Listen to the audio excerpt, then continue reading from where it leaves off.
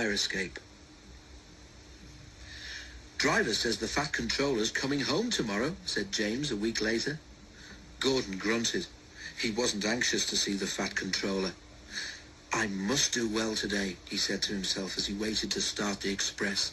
"A good run today might help if the Fat Controller hears about it." Things did not begin well, though.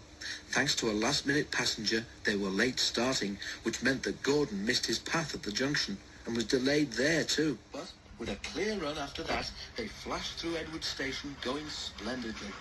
They were halfway up the hill when there was a clatter beneath Gordon's cab. Suddenly, he felt a blast of cold air in his middle, as if there were a gap between his boiler and cab. "Oof!" he gasped. "What's happened?" The fireman looked at his fire. There was a gaping hole in the middle where the fire bars had collapsed and a large part of the fire had disappeared. "You've lost part of your fire, Gordon," the fireman explained. "What a place to do it." Already Gordon was feeling weaker. Without a full fire, his steam pressure and speed fell quickly. But his driver knew what to do. "Find the biggest piece of coal you can and put it across the hole," he told the fireman. "That will stop some of the cold air from getting in, and we'll be able to hold steam better. But hurry, or the hill will beat us." The fireman hurried. A large lump of coal lay near the front of the tender. Quickly he moved it into place with his shovel and a long steel bar. Gordon felt better at once. "Now build the fire gently round the edges," said the driver. And, as the fireman did so, the driver adjusted Gordon's controls to make the best use of his steam. "Right, Gordon," he said when the fireman had finished. "Now it's up to you." Gordon tried his hardest, but it was tough going.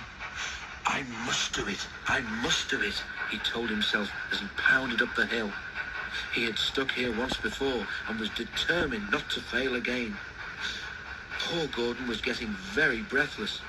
"I will do it, I will do it," he panted, but he was careful not to pant too loudly in case he blew away what was left of his fire.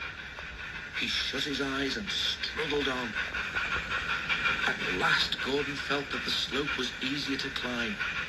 Cautiously he opened one eye. Yes, he was nearly at the top. "I've done it, I've done it," he gasped triumphantly. The fireman mopped his brow. "That was splendid, Gordon," he said, "and now you deserve a rest." A signalman turned them into a goods loop and telephoned the works for a pilot engine to be prepared. While they waited, the passengers got out and told Gordon what a useful engine he was. Boko was at the works to help, and the two engines finished the journey without further trouble. At the end of the line, the Fat Controller was waiting for them.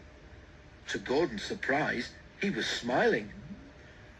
"Thank you, Boko," he said, "and thank you, Gordon, for a splendid effort.